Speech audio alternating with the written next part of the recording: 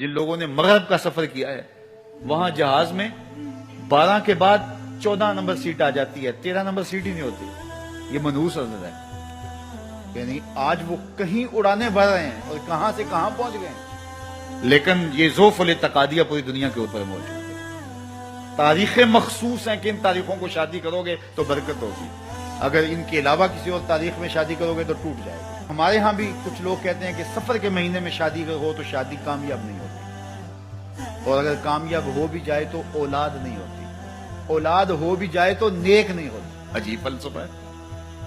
سیدہ فاطمہ تو زہرا رضی اللہ تعالی عنہا کی شادی حضرت سیدنا علی المرتضیٰ رضی اللہ تعالی عنہ سے سفر کے مہینے میں ہوئی۔ مجھے بتاؤ ایسی کامیاب شادی بھی کوئی ہو سکتی ہے، اور ایسا اچھا جوڑا بھی کوئی ہو سکتا ہے، اور پھر کہتے ہیں اولاد نہیں ہوتی، حسن حسین اور زینب پیدا ہو گئے۔ ایسی اولاد بھی ہو سکتی ہے، اچھا اولاد ہو جائے تو نیک نہیں ہوتی۔ مجھے بتاؤ حسین جیسا نیک کون ہوگا، حسن جیسا نمازی کون ہوگا، اور زینب جیسی پردے دار کون ہوگی؟ تو یہ لوگوں کی اپنی خواہشات ہیں، زبان پہ جو کہہ دیے لوگ وہی مان گئے۔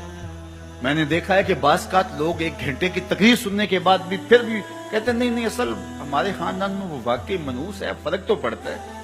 جب اللہ کے محبوب نے کہہ دیا لا تجارہ، کوئی منحوس نہیں ہے، نہ دنوں میں منحوس، نہ ساعتوں میں منحوس، نہ افراد میں منحوس، ہمارے الو بھی منحوس نہیں ہے۔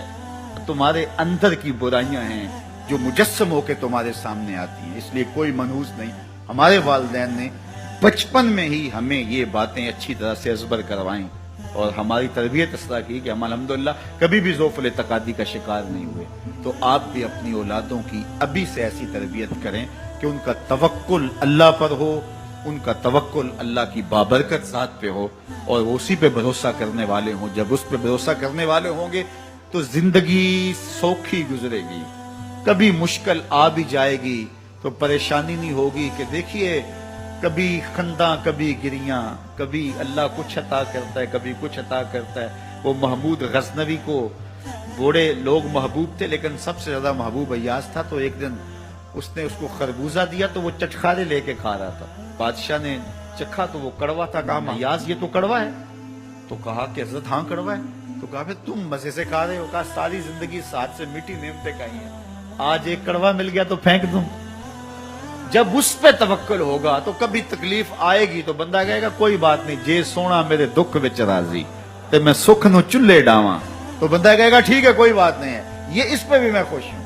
تو جب توکل اس پہ ہوگا تو پھر بندہ اس تکلیف میں بھی لذت لینے کا راستہ نکال لے گا۔ اور اگر یہ ہو کہ اس منحوسہ کی وجہ سے یہ سب کچھ ہوا ہے، کچیچیاں چڑھیں گی اس کے اوپر کہ اس نے یہ کیا ہے، مار ہی دوں، قتل کر دوں، اس کو چھوڑوں نہ، زمین پہ رہنے کا حق ہی چھین لوں اس سے کہ اس منحوسہ کی وجہ سے یا اس منحوس کی وجہ سے یہ ہوا ہے۔